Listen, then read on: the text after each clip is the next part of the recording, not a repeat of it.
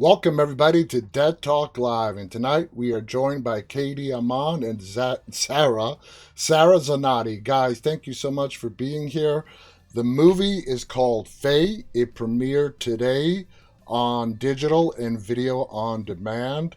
Congratulations to the both of you on a job very well done. We're going to get into the movie in just a bit. How are you guys doing tonight? We're good. How Yeah. are you? Thanks for having us. Yeah. It is my pleasure. I always like to ask people, whether it's just before the premiere date or especially on premiere date, how are you guys feeling on? I mean, this is not your first go around, but how are you feeling today with the premiere of Faye? Are you excited? Are you nervous? What's the overall feeling?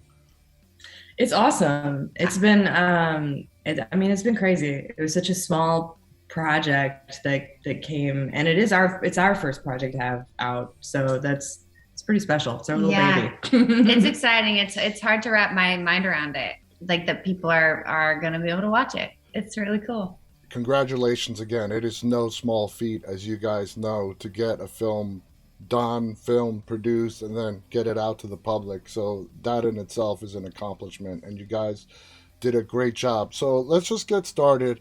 How do you two know each other, and how long have you known each other? Not even 3 years. No.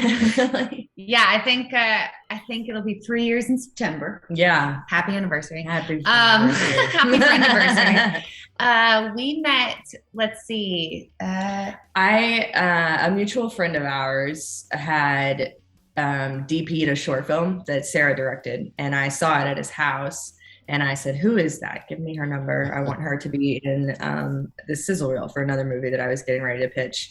And so I called her. I pitched it. We FaceTimed. She had a face mask on. Yeah. Yeah. I actually was like about to go to bed. She was like, "Do you want to FaceTime?" And I was like, "I look like not good right now.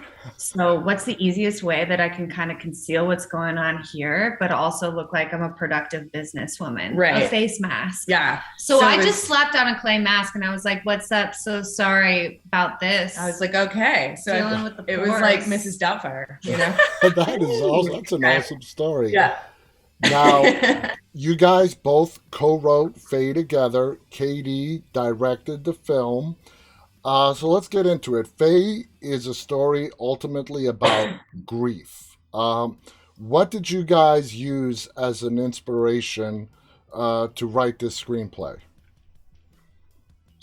Well, you wanna take this one? To write the screenplay? Well, we were inspired a little bit technically by Bronson with Tom Hardy. The black box monologues were kind of inspired by his performance pieces in that film. And then we were kind of on a big Duplass brothers kick. We watched Creep, we loved that, and we were kind of inspired by the idea of making a film with minimal resources, just like a camera, a couple of actors, or in our case, one actor and a location. Yeah. And then the story for Faye, I had sort of I pictured the first scene, told Katie about it. Yeah. And we just went from there. I was like, okay, so it's, she's in her car talking to someone, and then it's revealed that no one's there. And I was like, okay, dead husband, we can work with that. That's a start. And then I remember just like, we also decided she should be a writer, and I thought it would be cool to have a self-help author who is breaking. And then I think like in the middle of the night one night, I just texted her, and it was like 5 stages of grief. We'll divide the movie into chapters like it's a book, and we'll go through the 5 stages of grief with Faye. And that's from there we got like a really solid outline. Yeah. Now, Sarah, you are, like you said, you are the sole actor that we see on the screen in Faye. What was it like doing basically a feature film that's a monologue? Had you ever done anything like that before? Uh, no, not on camera. We've been joking about this because I was like, if people just knew me, they'd be like, "Yeah, that checks out," because I just am always acting by myself. Like if you see me at a stoplight, like I'm probably crying, about my non-existent children or something like that. Like I'm just like, before I go to bed at night, like I'll just like make up a monologue, say it to myself in the mirror and be like, all right, you get some sleep. And then I head to bed. So it weirdly felt natural. But also the camera feels like a character too. And Katie and I have a cool actor director chemistry that, there was energy to work off of, but there were moments where I was like, so what are we doing next? And, then I'd look at it and I'd be like, okay, so I've got a lot of lines to do. Yeah. Oh, thankfully, but so you thankfully pulled it I off. wrote it. You pulled it off brilliantly. Not only you sitting on the stage and doing the narration, but also alone in Louisiana in the cabin and talking to your dead husband who you made up in your mind you can't accept the loss, and then you have all this other stuff pop up. We're not going to give away any spoilers, but you did a really I mean this. You did a brilliant job pulling it off. It's a very, I would assume, I'm not an actor, but I would assume it's a very difficult thing to do, not having a screen partner to sort of play off of, and just doing it on your own. And you did a brilliant job, and I'm sure Katie would agree as well. Now, Katie, walk us through the process of deciding to use a doppelganger, which is Sarah again, as the quote unquote paranormal entity in the film. That's kind of a funny story because we were writing and Sarah hits me with like, you remember that movie with Nicole Kidman where the ghost, like The the others. people in they were the ghosts? And I was like, the others? And she goes, what if it's like that, but just me? And I was like, so the other? For the longest time, we called Faye the other. Yeah. While we were on set, we were like, go get in the other makeup, Which, by the way, those contacts, we have yet to talk about that. These contacts that sidebar. Yeah, the contacts for the other, blind. Completely blind. Made me blind. I mean, you want to develop trust with other human beings, put them in whiteout contacts on and be like, I've got to go pee. And see who shows like, up. Hold on to my shoulders. Let's go. So finish telling the doppelganger story, and then I want to talk a little bit about the makeup, that Sarah had to go through. So the other, we just decided that it would be cool to kind of personify emotions. Yeah. And was it always natural? Was it always the idea that Sarah would be playing that other, or did you guys ever contemplate bringing in, just another actor to put on the makeup and play it? Well, because she's basically running from her own emotions, I wanted it to look like this is a little bit of a spoiler, but a version of what she looked like when she was in that car accident. Yeah. Okay, that definitely comes through. Now, Sarah, having to do the scenes, you dressed as the other. What was it like sitting in the makeup chair? You already told us about the contacts, but have you ever done any kind of horror where you had to have that? Because it looked really good to have that, that elaborate of makeup done to you for a shoot. Not like that. I mean, I've definitely I'd been in one other horror film before that, and I think I didn't have any like special effects makeup in that. Yeah, so no, it was especially the special effects makeup that we had on my arm. Yeah, it was cool. I would just sit there and like be like, so what are you guys doing now? You're making a bone? Okay, it was really cool. Yeah, I don't know what. There was one part at like 1:00 in the morning where I was putting the appliance on your arm. Mm-hmm. Nicole, our lead makeup artist, was doing all the effects with like the glass and the cuts on her face. You were blind with contacts, and then Sarah D, our other camera operator and producer and everything. She was feeding us, hand feeding us while we were all working. Now in the film, Sarah Faye, your character, you have really noticeable scars from the accident that you went through with your husband, along the left side of your face, I think your forearm and whatnot. Katie, this question is directed to you as director of the film. Was that to always just keep the audience reminded of what this character had gone through and the emotions and the stages of grief that she is experiencing? For sure, because I thought it was really important to give her a physical scar, even though she's incredibly like emotionally scarred as well. Yeah. You know, it's always there. It's like she literally can't get away from it. Who did, was it a completely, I just got, this just a random question off the top of my head. Uh, the voice of the publicist, was that you, Katie, or was that somebody else? No, that's my friend Corey English, who Okay. yeah, in the horror community, she was in Holliston for 3 seasons. So with Adam Nice. Green, so that's Okay. that's her little That was just a little shout. bit off top, but I was curious as to who did the voice that we heard as the Yeah. publicist. Now, going to the director side, Katie, how challenging was it for you as a director just having to work with Sarah in front of that camera? Honestly, it was we had just come off of another movie, so we literally like wrapped a movie and then 2 days later drove to Louisiana to make Faye. So we were kind of already in director actor mode. Okay. It was just a different script.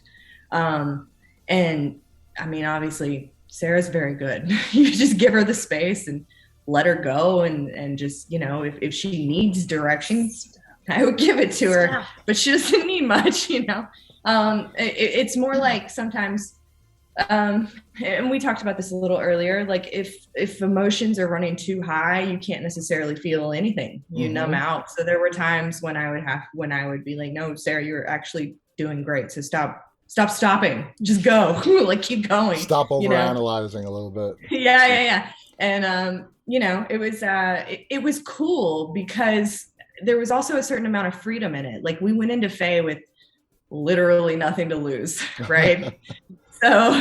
So I knew that I was also going to like jump cut the hell out of this thing, and I knew there was going to be just constant kinetic movement Mm-hmm. on this little gimbal and this phone, and so I would just follow her and I would just be in and out, and it was very cool not having to worry about stepping on B camera or in Yeah. any other light or on another actor, because I was just basically just 360 or 180 at least And on we have Sarah. to It was cool. mention, There's a certain amount of freedom in it.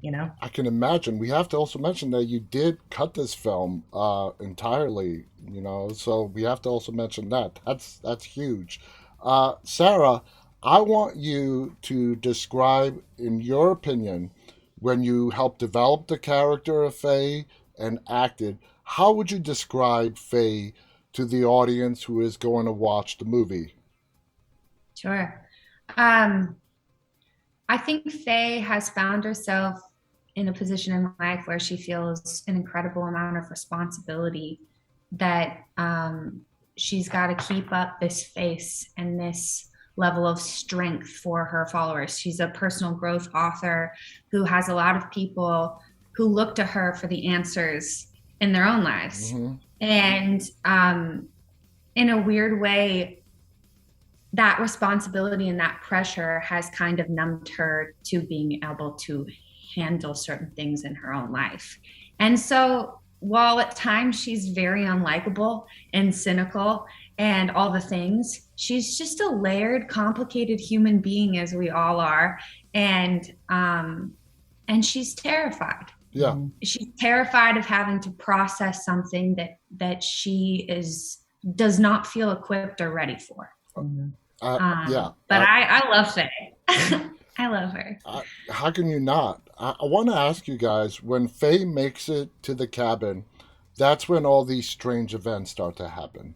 The doppelganger, and not only that, there's some strange noises, events in the house. Now, Faye, this is not a spoiler. She's grieving and she's taking medication. She does not shy from drinking an extra glass of wine at night.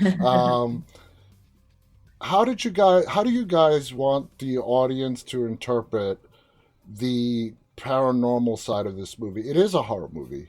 Uh, Mhm. do you guys want everybody to just walk away with their own opinion as to what really happened? Let me get your opinion on that, and then I have a follow up question. Let me direct that first to KD. How do you want the audience to walk away from this? Um, I want the audience to, okay, so Faye is a horror film, but it's not, it doesn't fit into like a very particular subgenre. It's not a slasher film. I mean, there's like a tub of blood, but it's Oh yeah, not gory no, really. Um, it's very realistic, and the true horror is in the human emotion that this one woman is going through and the isolation that brings it out of her. yeah, Um, so, but and this is something that you pointed out earlier, but it's really just everyone has experienced grief in some form, and so hopefully from it's relatable, yeah, it's kind of the same way that you cheer for any character to survive in a horror movie, yeah. And but you're actually Faye's pulling literally for Faye to pull through to this. just survive herself. Yeah, and we're not going to give away Yeah. what happens to Faye. Now, Sarah, I want to ask you about a particular scene. You're, like we said, Faye is a writer, a self help writer. She wakes up one morning, and I got to give this part away. She has writer's block. Obviously, that's why her publicist offered her to go to her cabin, the publicist's cabin, as a retreat, so she can start writing. You wake up one morning, and basically there's a lot of stuff that got written, and you don't understand when or how this got written. How do Mhm. you interpret that scene? Do you think Faye ultimately wrote that off as telling herself, you know what, I did this and I just don't remember it? Or at that point, does she really believe that the house is haunted? I think at that point, she is starting to realize that there's something that's off in the Mm-hmm. home. Mhm. Um, the kind of under the surface part of that for me was like when you are going through something like that, time and space is so messy Oh yeah, in your brain. And you're like, what did I do yesterday? Who am yeah, what did I say? You know what I mean? So that was that as an actor, that's kind of like, how that moment played out for me internally. But yeah, I think for Faye in that moment, it's like, all right, something's up here. do you Mhm. think, I'm not alone. with all the pressure that you were getting from your publicist, do you think it ever occurred to her to, when the next time the publicist called, or Faye calling the publicist and saying, yeah, I have like 10 chapters already written, and it's a question of ethics, and you possibly not knowing who wrote that? Was it a ghost? But not remembering that you wrote it yourself, if you wrote it yourself. Do you think, Right. did you guys, when you were writing the script, was that at all ever at play, that you wanted the audience to experience what would Faye do and say to the publicist in regards to all this work that appeared out of nowhere? In Faye's mind, she didn't know where it came from. How did you Yeah. want that to play out? I think that I think that we're showing some sides of Faye too, that like questioning who she is as a person Mhm. in a way, and her morality, Mhm. For sure. her integrity. Because at this point in the film, that is what Faye's being put face to face with in her life, is Yeah. like, am I a good person? Mhm. What kind of choices am I making? And so that's the dynamic that she has with her publisher very much shines a very bright light on um, who she's become in a lot of ways, and areas of her life that that maybe she's a little blind to. Mm-hmm. What I loved, Katie, about another aspect that I loved about is while Faye is at the cabin, she does a couple of live streams on Instagram to talk to Yeah. her fans. This is a celebrity. She's a best-selling author. I think it's mentioned that she had three best-selling books before the incident. And then you bring in the social media aspect, and I loved when towards the end, when we're not going to say what happens, but you show on the screen the responses that she gets from her fans. Mm-hmm. What was your thinking behind that? I thought it was brilliantly done, but what were your thoughts about displaying the responses as opposed to just showing Faye what she has done throughout all of the movie, just talking them out to herself? Yeah. I don't know. I think it's just a socially relevant thing, like cyberbullying and also just comment culture in general. Yeah, Like there's always gonna be trolls, like no matter what, you know?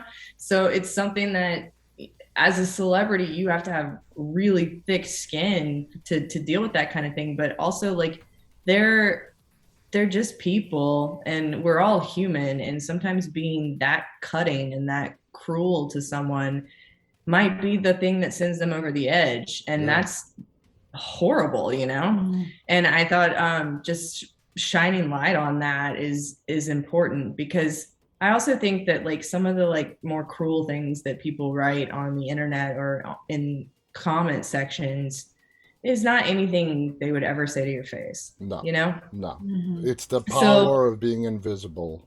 It, exactly. yeah, And that's, you know, no one, what we put online is not who we are usually, you no, know? no, So absolutely.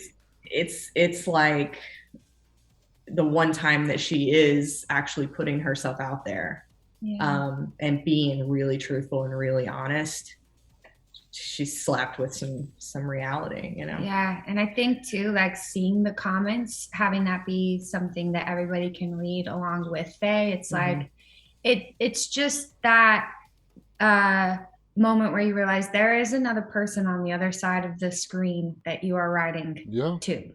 yeah. Mm-hmm. And you might not think that it reaches them, but it does. Mm-hmm. Yeah. And yeah, so I thought Yeah, I that, I thought mean, also it was shining, it was Katie's just shining editing light was on that issue, you know. Kudos. Good job on that. The last question I want to ask you, watching this film and working on a budget for a film, those the recollection of the car accident scenes seemed really detailed and done very well. How hard was that to put together uh, as a director? I'm assuming that was probably a lot of chunk of the budget went to shooting those sequences. I mean, tell us about that, Katie. We spent $200 on that sequence. yeah. I'm not kidding. Yeah.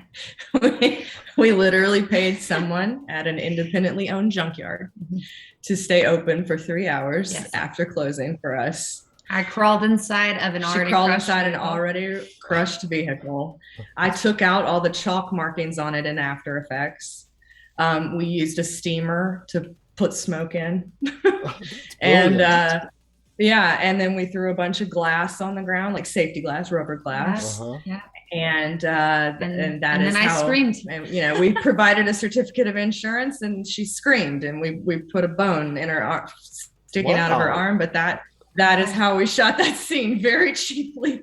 Necessity is the mother of innovation. You guys pulled that off brilliant. I never would have guessed.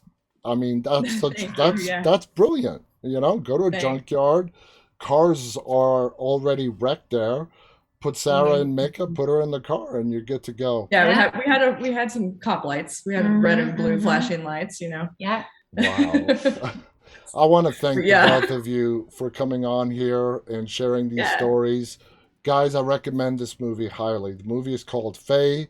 It's premiered today on video on demand and digital. It's available on basically your video on demand platform of choice, whether it's Amazon, Vudu, whatnot. Check it out. You won't be disappointed. It's a great film.